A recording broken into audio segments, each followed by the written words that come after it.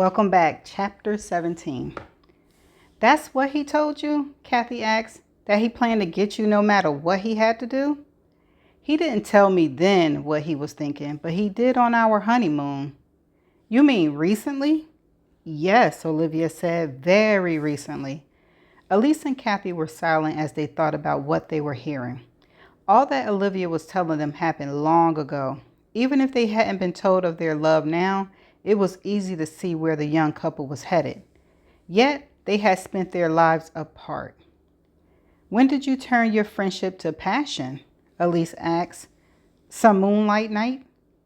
She saw naked Kit under the tree and you were so overcome with lust that you couldn't contain yourself? Olivia and Kathy were staring at her. Honey, Kathy said, you need a man. Olivia nodded in agreement. I'm ready, but the only one I've seen is Ray, and I wouldn't have him if... She looked at Kathy in horror. I'm sorry, I didn't mean to disparage your husband. He's quite nice, lovely to look at. Olivia and I made him sit around shirtless for hours, and he... Again, she broke off. I think I'll shut up now. Is there any iced tea?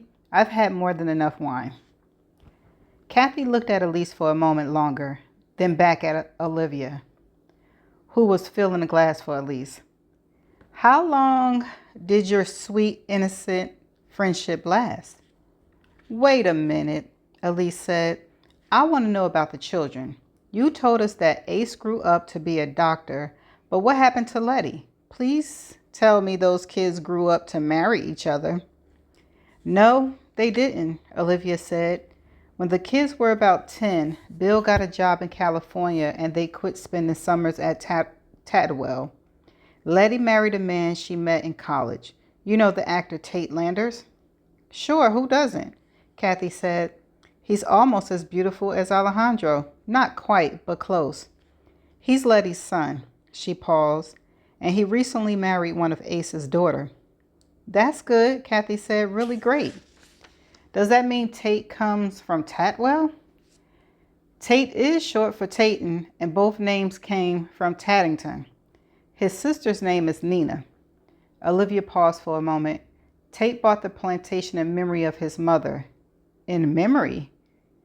Elise said, Oh no, I think I hate knowing the future. Poor Ace and his mother, poor Letty dying young, and you and Kit. There were tears in her eyes. Seriously? Tell us some more good things, Kathy said. Tell us about you and Kit being friends and the wonderful things you did for the children. My mother, for a moment, Olivia had to blink away tears. All this talk was bringing up some painful memories. My mother knew me so well. I talked to her every day on the phone. At first, all I did was complain, but gradually I began asking her how to do things. About twice a week, she showed up with cooking equipment that I needed or something that would help me. Back then, I was too young and dumb, sorry, Elise, to understand how much she did. No offense taken, Elise said, but we all tend to mess up our lives no matter what age.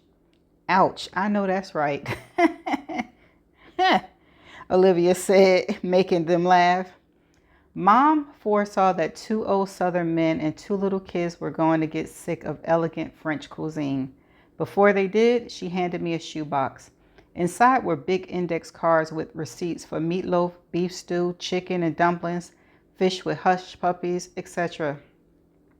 All homey things. The first time I again served them Campbell tomato soups and grilled cheese sandwiches for lunch, I thought the 4 of them were going to start crying. What about the bikes? Kathy asked. That Sunday after he met my dad, Kit and I drove into Richmond to get them. She smiled in memory. It was a nice trip. He told me so much about himself that I didn't realize he was leaving out the biggest part. He talked about his first year in college, about majoring in poli-science, his friends, his families, all of it. At least I thought he did. He just left out that he was planning to go undercover to infiltrate Muammar Gaddafi's new regiment. Both Kathy and Elise drew in their breaths in horror. Right. Back then, we had no idea what the man was like. There was no hint of what was coming. Elise put her hands over her face. I don't want to hear the bad things. Poor Ace and Letty and now Kit. Was Kit hurt? Kathy spoke quickly before Elise could add Olivia's first marriage to the list of bad. Yes, it's a wonder he can still walk. But the good part was that he was declared unfit to be a soldier. That's what made him go into diplomacy. You know the word. But I always knew that was his calling. I saw it that first summer. You have to tell us, Elise said. But first, Kathy said, tell us about the children and the bikes. Did they like them? Olivia took a sip of her wine. Yes and no. Kit and I agreed that if we gave them 2 shiny new bikes as gifts, they'd be so suspicious that they might not use them. So we decorated them, she smiled, with pond slime. Letty's bike was silver and Ace's black, but Kit and I covered them with mud and all the icky things we could dig out of the pond. For a moment, Olivia looked off in the distance in memory. One rainy afternoon, I was teaching the kids, and by that I mean all 4 of them, how to put paper machete strips over balloons. When the sun came out, Kit burst through the door in a rage, furious. We were all shocked. He said he could no longer work in the wood shop because there was so much useless junk in there that he had to throw some out. He said the first thing to go were those old bicycles he found in the back. He said they must be 100 years old. That was all the kids needed. They took off running. Olivia sipped her wine. Kit and I tried to get them to wash off the mud and slime, but they never did. They truly loved those bikes. The women were silent for a moment, thinking how good it was to have given so much pleasure to children whose futures were less than perfect. Olivia leaned back in her chair. I knew Kit was a born diplomat the day the children killed Uncle Freddie. As she meant, Elise and Kathy looked at her with eyes wide with horror.